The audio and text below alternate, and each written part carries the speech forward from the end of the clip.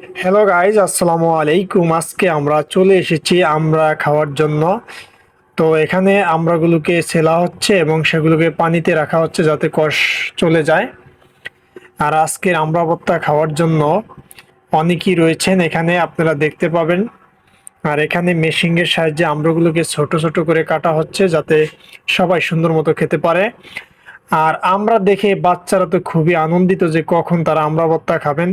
তারা খুবই আনন্দিত, তাদের আনন্দটা খুবই ভালো লাগার মতো। তা আজকের পরিবেশটা অনেক ভালো ছিল, শান্ত পরিবেশ, একেবারে সুন্দর মনোরম পরিবেশ।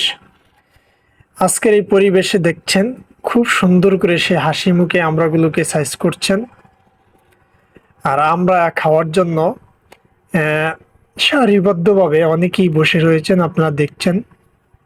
তারা অপেক্ষায় রয়েছেন কখন আমরা ভর্তাটা হবে, কখন তারা খাবেন, সে অপেক্ষায় তারা বসে আছেন।